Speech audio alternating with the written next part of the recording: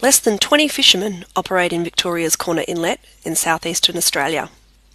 Those who work the waters have roots in the industry going back generations. Family names like Cripps, Clark and Pinzone are synonymous with fishing in the area. In the mid-1980s, the fishermen developed a more efficient method of netting. Concerned about the possible impact on the environmental and economic sustainability of the small industry, the fishermen agreed to introduce a code of practice to limit their equipment as well as their fishing intensity. The code limits all seine shots to 650 metres of net and to a tow of no more than 45 minutes twice per weekday. While some still believe that such codes are ineffective, and that rational economic actors will repeatedly defect from the group, this film presents the logic of cooperation through the words of two men who have spent years enforcing the Corner Inlet Code themselves. These interviews take place against the political backdrop of plans by the Victorian Government to introduce marine protected areas, or no-take zones, to Corner Inlet. Port Franklin professional fisherman Neville Clark tells me about getting into the fishery and how the code came about. How long have you been in the inlet? 1984, I think I got my license.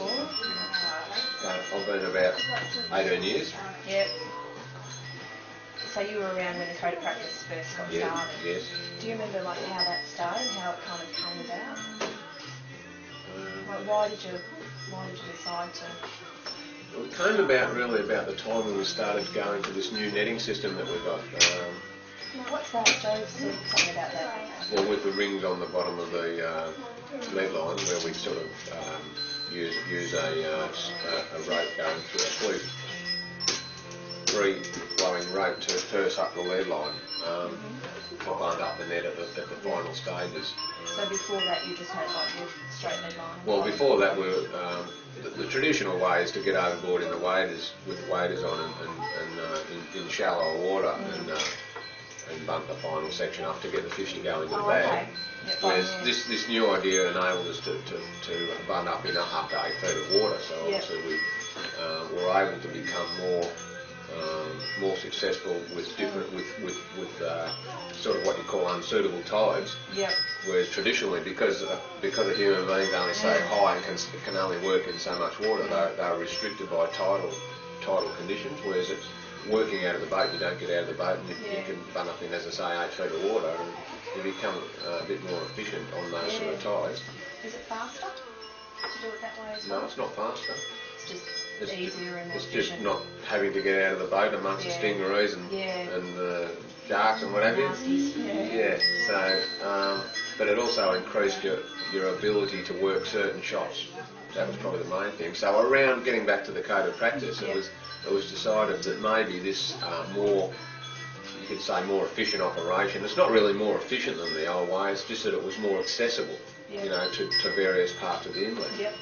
Because it was more accessible, we decided, well, perhaps we should have a code of practice to go with that, whilst we've sort of become able to catch more fish, so to speak. To keep a cap on that, we wanted to have a code of practice that limited us to so many shots per day, and 2 was decided on down this end of the inlet, and it was unfortunately left unlimited at Port Albert, but that was the decision of the day of the fishermen concerned. And we still have worked by that code of practice up to the present day. How did it sort of come about? I mean, was there sort of one person that said we should, have a code of practice? Had somebody seen a code of practice before, or? No, it was just an agreement amongst fishermen, and we talked about it. I think someone obviously came up with the suggestion. I can't remember exactly who exactly it was that came up with the idea, but it was generally agreed on. That day, and it was decided. In fact, it was typed up on the day. And although the code of practice could probably be worded better, it was probably the reason for that is that it was typed up on the day and it was signed on the day amongst a group of fishermen. So it was a pretty good. It was a good result on the day. And it was, so it was sort of pretty well supported that that's what we do. And it's worked on a voluntary basis ever since. So it's been a pretty good thing. And have a meeting to talk about it. We met down at Welsh Pool at one of the professional fishermen's house, Nick and Etta's house down there at Port Welsh Pool, and we've decided that's the way we should go. Yeah. And there was a bit of toing and froing that day. There was a bit of heated discussion from time to time, but it was basically all done. A group of men standing around on the nature strip outside his house. Yeah. And it was agreed that that's the way we should go. And it's probably been a good thing. Yeah. So. When you sort of had that meeting down at Nick's, how did you sort of talk about why you implemented the code of practice? Was it, what were the reasons given? We'll probably come back to practice, so why were you doing it? Coming back to put a cap on the fishing effort, to put a cap on the effort would be the main reason. Why? Why? Yeah. As a conservation measure, just so that we don't overfish. I mean, you couldn't very well go to one shot, because obviously we all need more than one because sometimes you're not successful in one shot, so you always got that double barrel, so to speak, and you can at least make something out of it for the day. And if after 2 shots you haven't got anything, it's probably time you went home and had a think anyway. That was the general feeling. So 2 was decided on, and honestly, two shots, if they're done correctly, takes about 6 to 8 hours anyway, or that's what I find. So that was decided to be a pretty reasonable effort for the day to do 2 shots if you do it all right and take your time. I do any mending and repairs I do at sea, so I don't have any work to do when I come home, but it takes me 8 hours to do all this and come home and I'll make a good go of that, and most of the boys are pretty happy with it. You were saying before about how difficult it is to approach somebody, getting back to the code of practice, who's been accused or may think that they're stretching the rules, like towing a bit long or having 3 shots or something like that. Have you ever sort of, just hypothetically in general, have you ever come across somebody who's been doing the wrong thing, or you suspected of? Yeah, I've witnessed someone towing for an hour in lieu of the correct time, which is 45 minutes before they're closed off.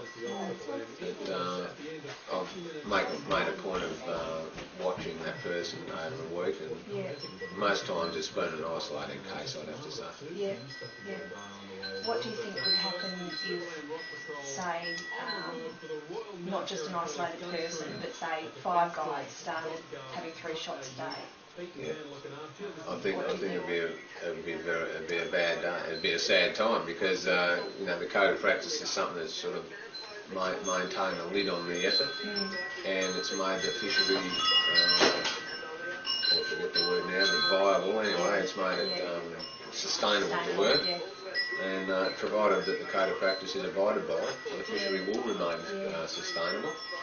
But obviously, if we increased or even a portion of us increased our effort by, you're talking from going to 2 shots to 3 shots, which is a 50% increase, one can only imagine what could happen with the fish stocks, and you could finish up with an unsustainable fishery, I would imagine. It's not in our interest to do that. But more on a personal level, like what do you suppose, like the other 15 or whatever? Well, the other 15 had become pretty irate, I'd imagine, to say the least.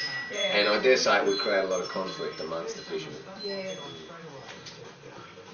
Fortunately, I'd have to say that we haven't had enough, or we've had what I'd say is very little abuse of the code of practice over the probably 10 years that it's been in place. And it hasn't it's not something we've really had to address. But sure, I would admit that there's been an odd breach, but there would possibly be reasons for it, like more wind or tide on the particular day, and it would take the 2 boats a little bit extra time. But when I'm talking about a breach of code of practice, I'm only talking about a breach of code of practice by 15 minutes. I'm not talking a breach of 1.5 hours. By the code of practice, they're allowed 45 minutes to shoot the net and close it. But as I say, an hour. I mean, it's 15 minutes over and it's outside. It is a breach, but it's not. I suppose it's not a serious breach, and it doesn't happen very often. I want to emphasise that. And we're all. And the thing about it in Corner Inlet isn't very big when you've got 18 to 20 fishermen out there. You can't do anything in Corner Inlet without someone noticing what you're doing. So everyone's keeping an eye on everyone, and that's another way of self-regulating it or making it stick. That if you'll be frightened to do 3 shots because someone's watching you. So, and it'd be pretty embarrassing. To me, I would feel very embarrassed if I was caught doing 3. So I guess you guys all sort of live in Franklin, though. It's a very close community, and getting back to what you said before, there, what would you do if you noticed that some guys I mean, it's a very close-knit community, and it's very hard to go and accuse someone of something. Yeah. So, it would happen. If it was going on, you might let it slip once, but you wouldn't, if it happened regularly over a week even, or a fortnight, there'd be something said on the wall from before you know it, someone would be approaching you about it. And we'd probably have a meeting, I guess. If it became a serious situation, it was ongoing, I think what you'd find that we'd all trotting down to the RTC to discuss it. Yeah. What would you say to somebody? Like, what would they say to you on the wharf? Like, what do you imagine If you wanted to approach someone and tell them that they'd done 3 shots? They've done the wrong thing. Yeah, well, that's all you could do is say, like you'd probably walk up, depending on who they are or whatever, you'd probably, say that, look, we've noticed you're doing 3 shots, what's the go? Yeah. And they'd either deny it or explain why, but there wouldn't be much they could say because it's quite like there's no either you have or you haven't. So I suppose we're just fortunate that we've got the guys respecting the code of practice and valuing it for what it is. I think that's the secret to it. I think in other bays and inlets particularly perhaps Port Phillip Bay, I don't really know what happens down there whether they've got a code of practice or not, but it would be harder to enforce amongst 50 fishermen, whereas we've only got 20 active licences here. And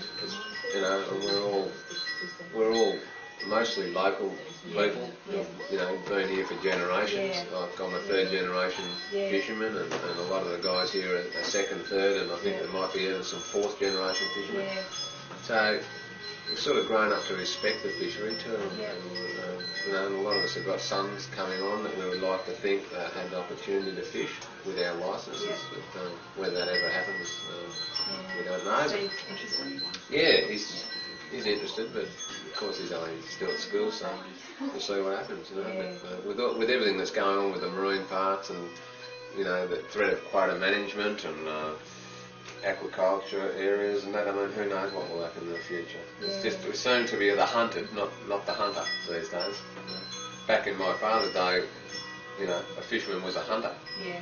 But as I've progressed over the last 18 years. Or 20 years when I first come back into it, we seem to be becoming the hunted.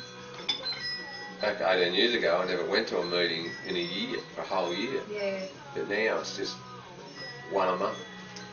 How do you just with Cypher or just all different? No. It's one thing or the other. There's a lot of it to do with the marine parks, of course. That's the current issue. But I've heard talk of quota management in bays and inlets too. So. The Code of Practice came to prominence through the Corner Inlet Fishermen's Habitat Association. CIFA president is Joe Pinzone, an ex-shark fisherman who secured an inlet licence in the late 90s. Joe explains how he became involved in the Code of Practice when he bought his inlet licence. When I bought my licence, the guy I bought half of it off said, will you sign the Code of Practice? And I said, yes, I will. And Nick Annetta said that he would help me by, he helped me design my first net and that. Because he said, will you sign the Code of Practice? And I said, yes, I will. Right. You've only been in inlet for 3 years, I did 26 years shark. That's right. So you just started Cypher as soon as you came in, pretty much? Pretty much. Within the first 12 months, so probably Cypher was, I suppose we started about 2.5 years ago, probably. It was probably 3 years ago when we started to formulate the idea. And the whole idea was the one-off fight for marine parks, because we didn't believe that they'd do any good, you know, with the degradation in the northern end of the inlet. And the recommendations of what they'd been saying is that, you know, it was just totally ridiculous. So, and then from that we, you know, sort of started to think, well, you know, maybe we can have a unit, an organised representation across the board of the inlet rather than Port Frank and Port Albert. And we've got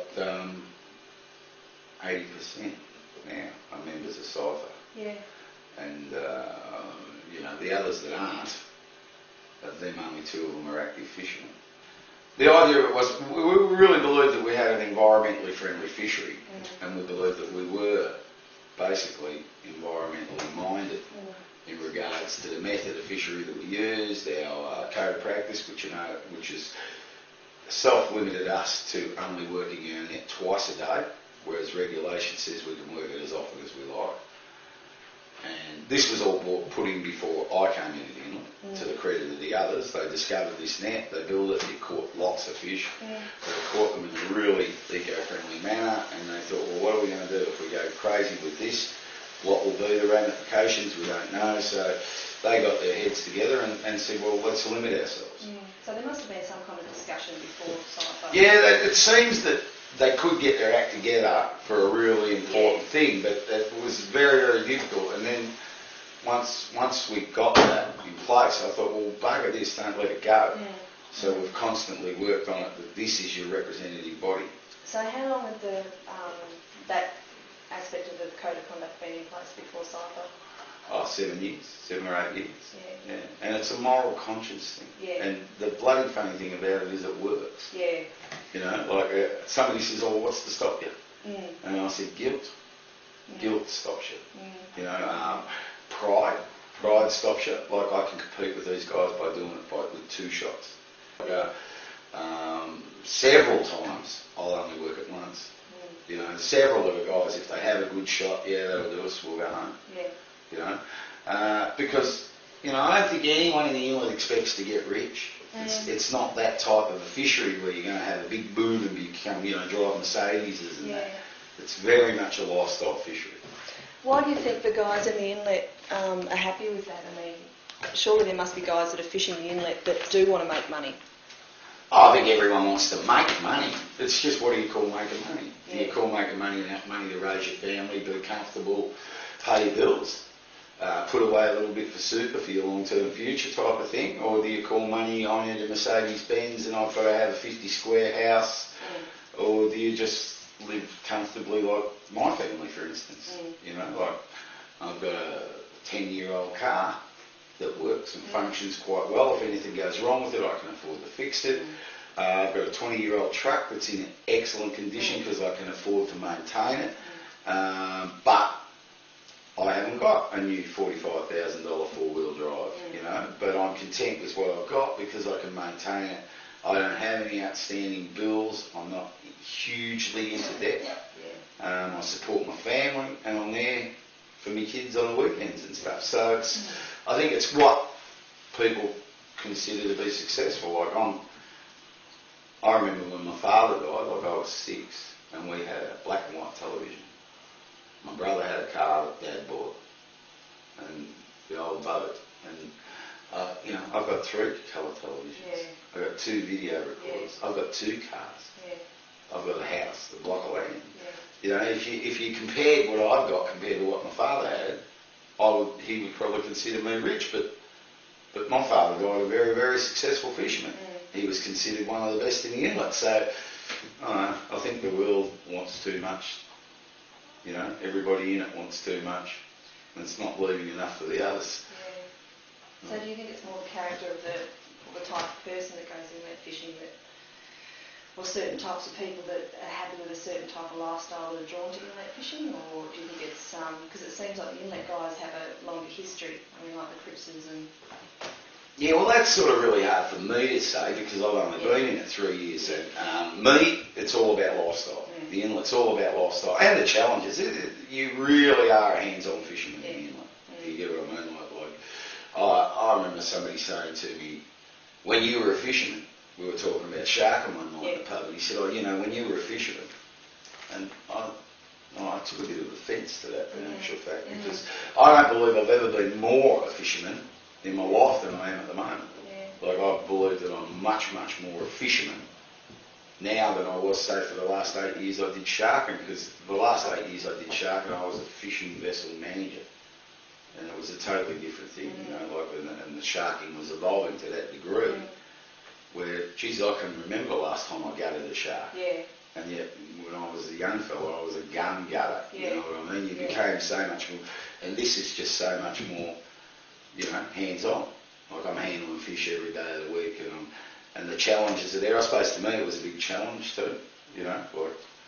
And another thing, I suppose, is I never knew my father, but he was an inlet fisherman. So it's sort of, I'm the one member of our family out of all my brothers that sort of stepped back to where Dad was. I was about to ask you, I didn't think he was sharking. So.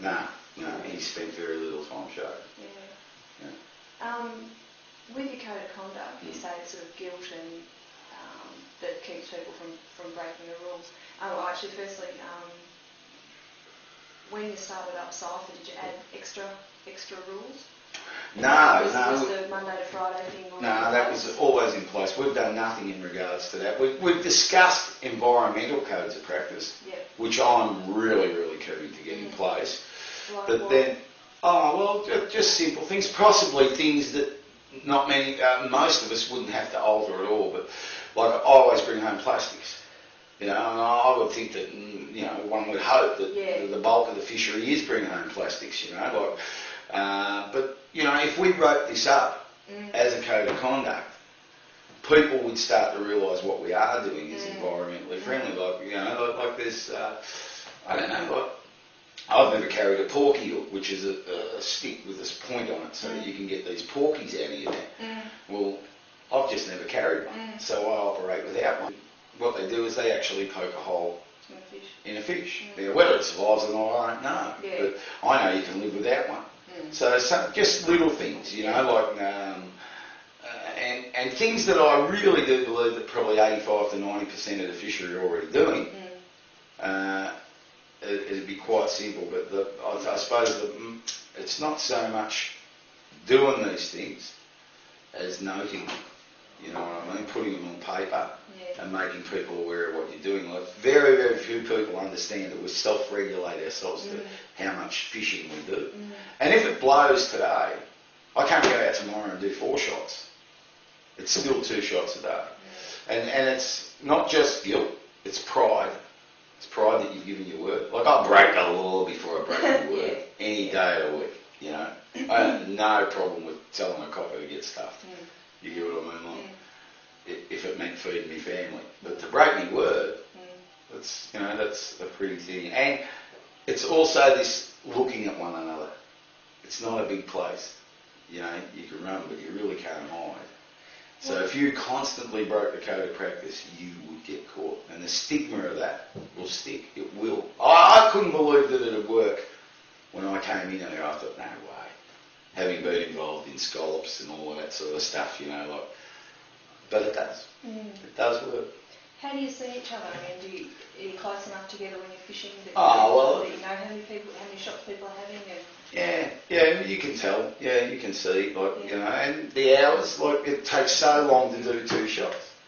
You know, if you take heaps longer and you haven't got a heap of fish, well, someone's sus of you. And once they're sussing you, they're watching you. You know, it also accounts for the 2 boats. Sometimes some guys use 2 boats to tow their net. Well, if they're towing that net, they've got to close it within 45 minutes so that they just can't keep going for hours, do you get what I mean, and cover the whole area. So, yeah, and I do believe it's effective. Is that part of the code? Yeah, that's one of the parts of the code of practice. Should I get that? How much film you got? Nice.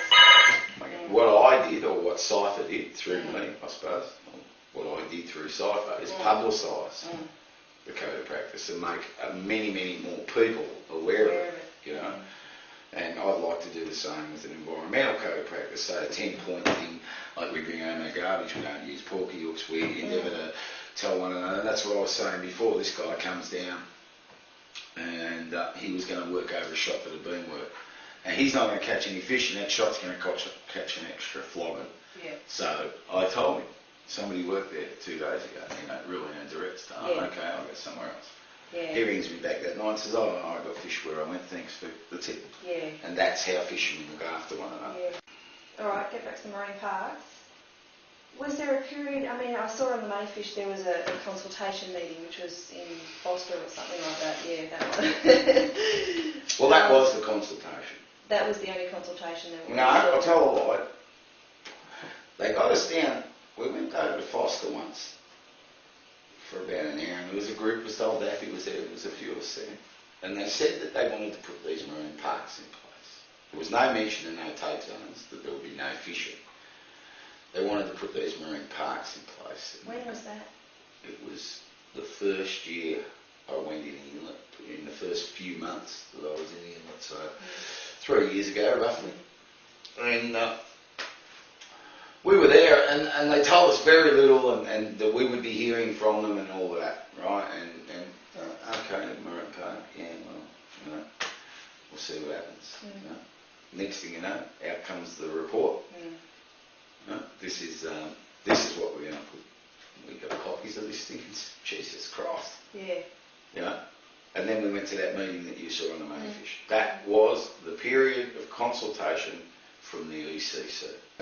Consultation, in my opinion, didn't exist because I looked it up in the dictionary. What consultation meant was you all sat down, you talked about it, and took advice from one another. Well, I don't believe that happened.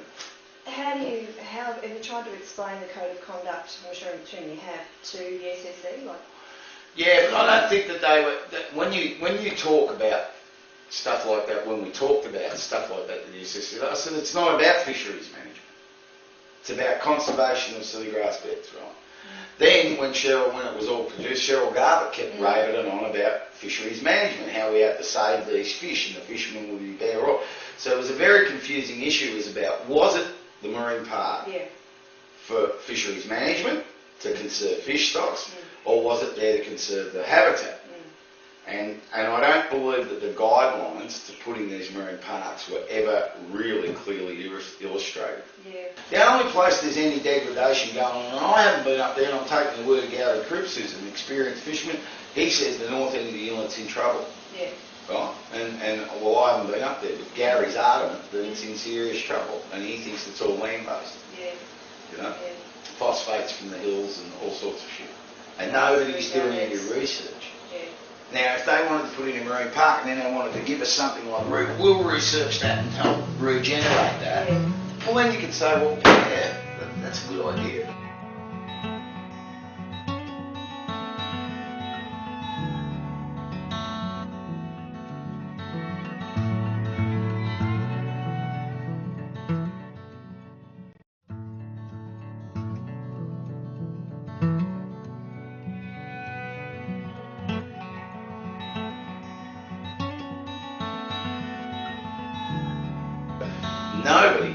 Nobody has said or come out and proved that no-take zones help the sustainability of a fishing industry.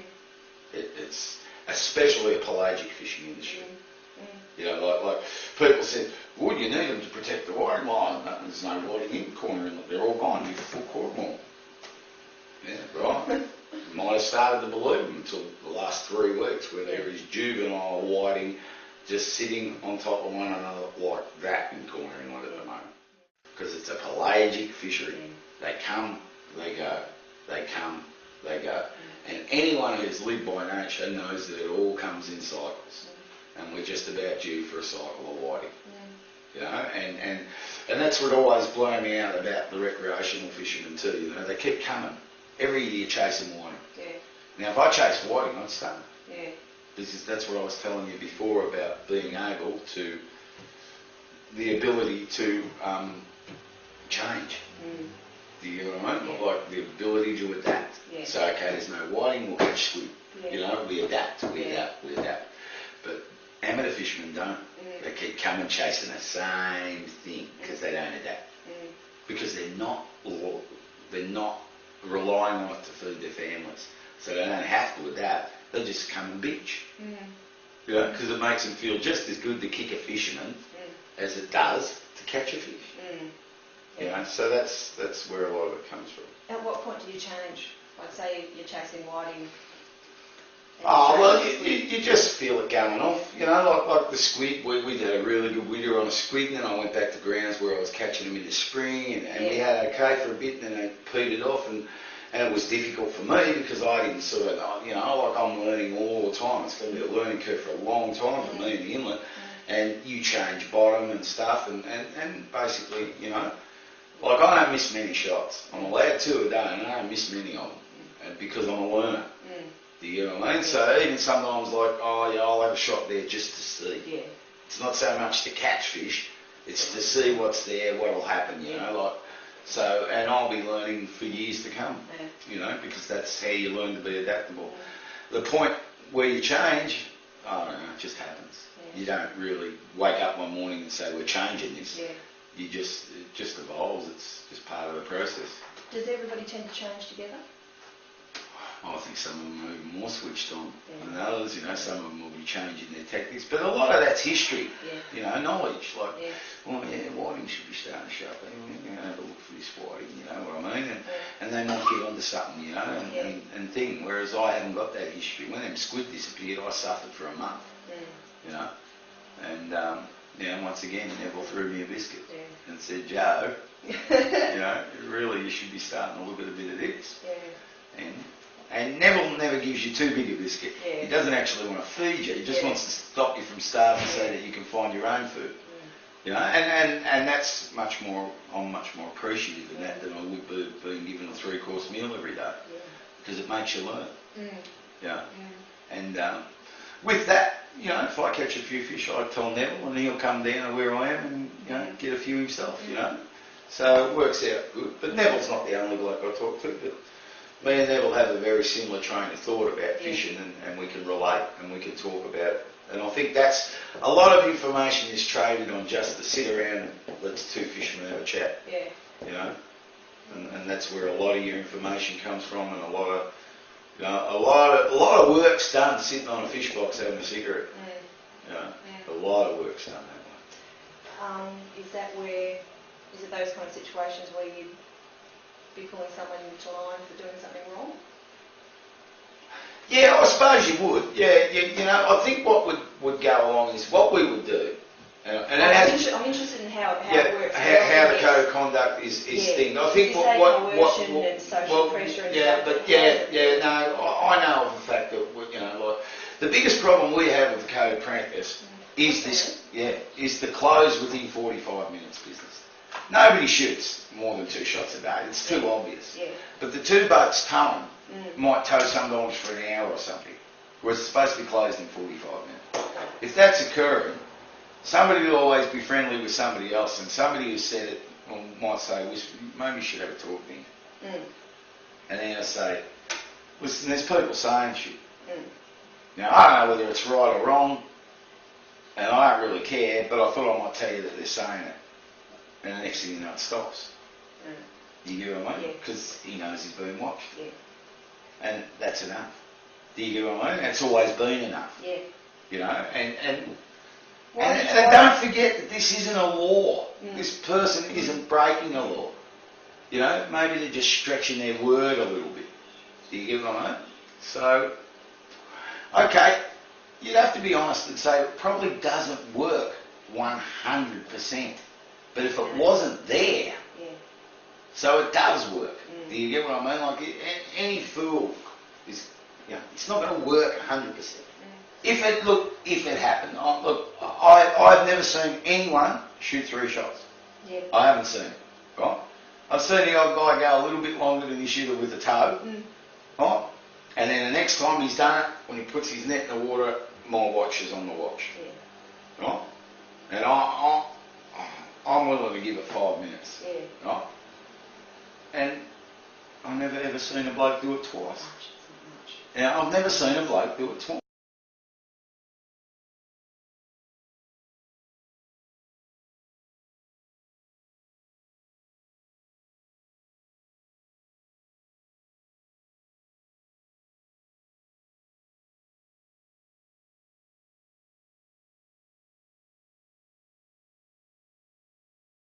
The problem that you came across at that meeting that night was it was a moral question, right? From a certain point in the middle bank there, it becomes Nurramunga. At the Port Albert end, there is no code. There is a code of practice, but it isn't limiting shots. The shots are unlimited down at Port Albert end. Right? You got to remember this is a group of men that discussed, debated, So they came up with this thing that down that end you would only work a 450 metre seam, but you could shoot it as many times as you liked. Right? Nowadays, there's a couple of them down there that don't really want this anymore. They want a 650 metre seam like we use up here, and twice a day. Yet there's still a couple that stand out for how it is.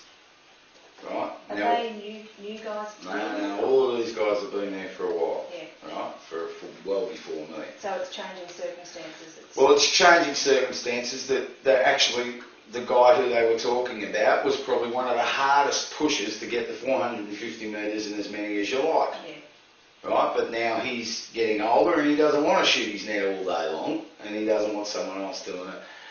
So what he's been doing down there is he's been working a 650 metre seam twice a day. Right? So most of us in the inlet would agree with that. So therefore we're saying, well, you four down there, you work it out. When you've worked it out, you come back and tell us and we'll write it up again. Yeah. You know? And so I don't believe the code of practice in its true sense is being broken. Do you get what I mean? The code of practice should probably go as it stands for the western end of the inlet right through.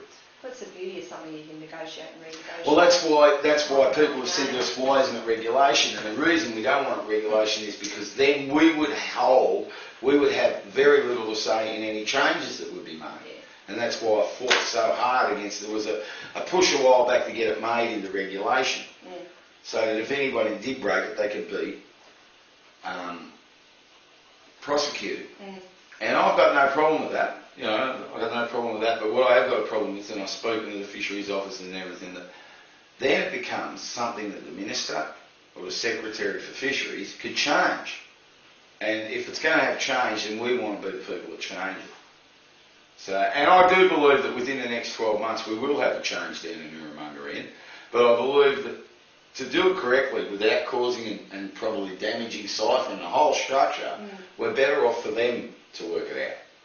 And they're slowly doing that. Yeah. You know, okay, it's a slower process, but we've thought about it, looked at it and everything, and there's no damage being done because of what's going on down there. Do you get what I mean? Is that actually the guy who they're saying is breaking the code of practice, in my opinion, is doing the right thing. But that's just my opinion. And, you know, and eventually the others will come around to see it because he will catch as much fish and work less. So I went along to that first meeting that about a year ago, I think, when there was, I was only really new to it, and I sort of vaguely remember somebody saying... It's down at the RTC. Yeah. I remember you there one meeting. Yeah, I remember somebody saying, so-and-so is doing this, and it's, we all know they're doing it, and we're going to be serious about this, and, you know, we really want it to work, and that was really interesting, but that's the only kind of instance that I've seen. Yeah, where were we? Code of practice. Yeah, what do you do if you find someone who's breaking the rules? I mean, what do you say to someone? Well, I've never found anyone myself. Still there? Yep. I've never found anyone myself, but I don't know what I do, really. I haven't really thought about it that much because I don't believe people do. Yeah. You know, like, you don't see it. There is enough fish that by doing this we can make a living, and I don't think you're seeing any, as I say, you're not seeing any inlet fishermen getting rich, but you're certainly not seeing any of them starving either, you know, and everyone's got their little group, like there's three, you know, like I work in a fair bit with Neville nowadays, you know, like, and this week I had a bit of a toughie because, you know, we went and did the politics and that, and Neville threw me a biscuit on Friday and said, oh, you know, come down there, it's worth a look, you know, and Friday made my week. Yeah. You know, and I think that fishermen will always throw each other a biscuit. They seem to. Yeah, you know, like it gets to the stage where it's, you know, you're hungry. Yeah. Okay, you can have some of my biscuit. Yeah. The one thing I've discovered, and I heard this off an old Irish woman in a Rick Stein video once, is, you know, common sense says that we wouldn't rip the seagrass out because we need it to survive. So common sense tells you that. But the older you get, the one thing you see is that common sense is less common every day. Yeah.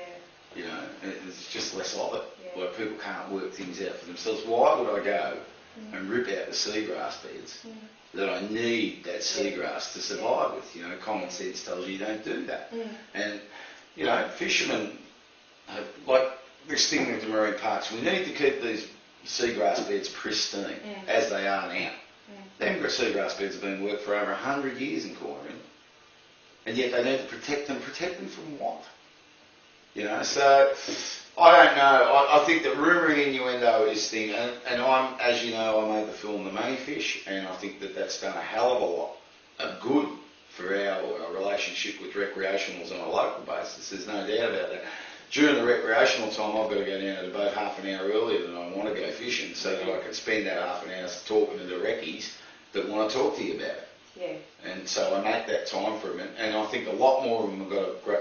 I think they had this idea that we just took tons and tons and tons of fish, but in the video you could see that very little fish was needed for me to make a living. You know, and I think that's, you know, like anybody will tell you that on a weekend that the amateurs are here full on, they're taking a lot of fish, and they realise that now. You know. But I think they just expected me to be bringing home boatloads of fish, and you know, and that's not what's going on. You know, it's a very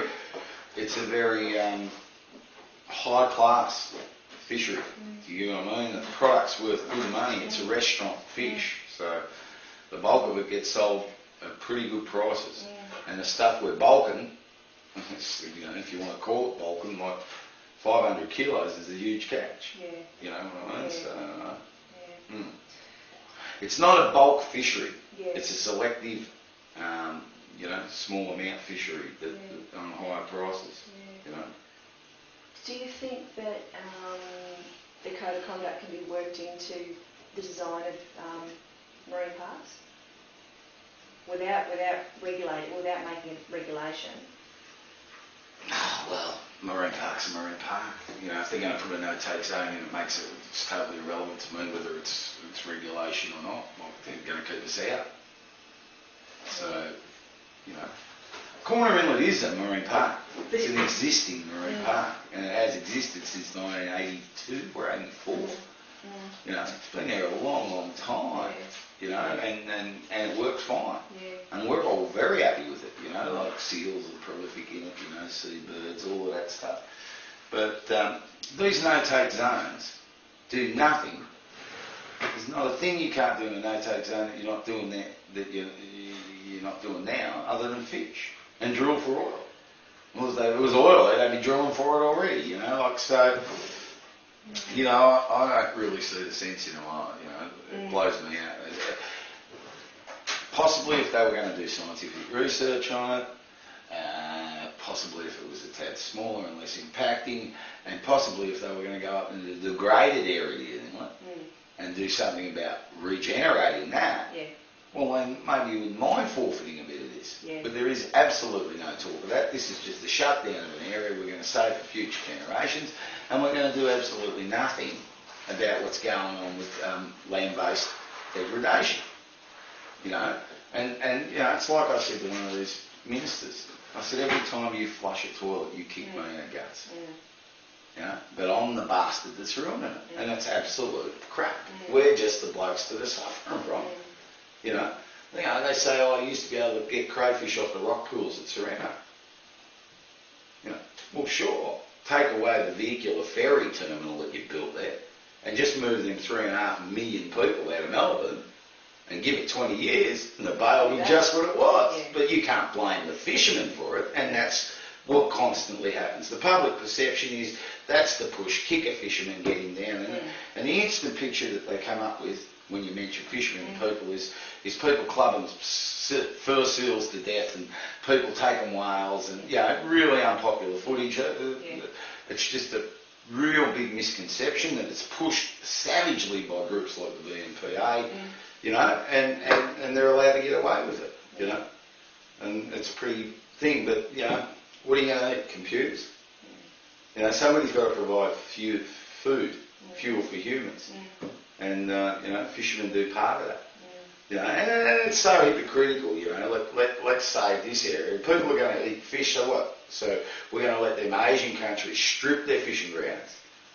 You get what I mean? It's such hypocrisy, these people, you know, they're sucking on their lattes down in Melbourne saying how good they feel. You know, they're pumping a rainforest through their computers every day.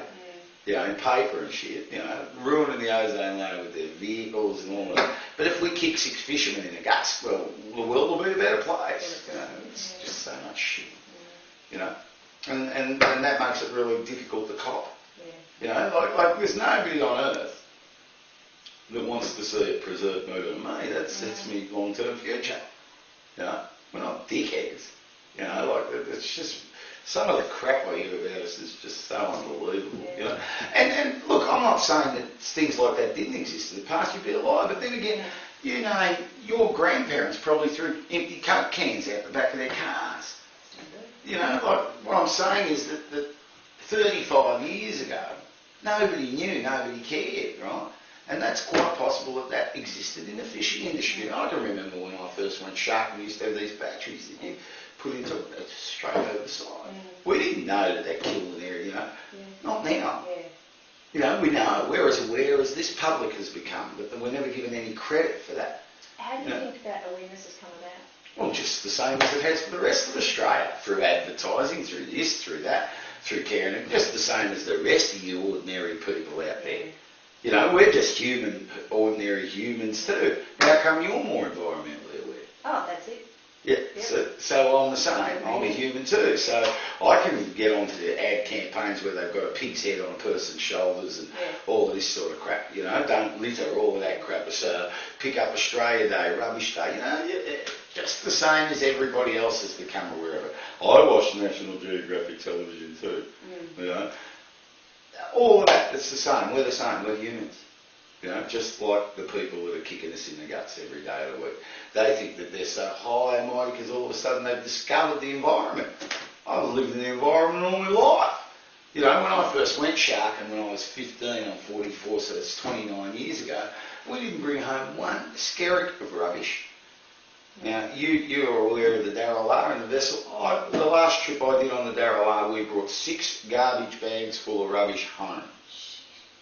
Right? And that's how it evolved in that period of time. And as a matter of fact, I take quite pride in the fact that I was the first person to put a garbage bin on a fishing vessel in Port Wellstreet. I said, well, okay, we've got to do this shit. We don't want this plastic. They're telling us it's bad, it's evil. I can take the hint, just like yous can, because I'm uneducated and I'm some sort of a village idiot compared to these people. They don't think that I've taken the hint. You know, I don't understand that. Like they're just so high and mighty, you know, and it really just pisses me right off. You know, because basically, other than having this moral standard about the marine issue and all that, they don't care if that rat's crap, and they wouldn't know if it fell on top of them. You know what I mean? So, yeah.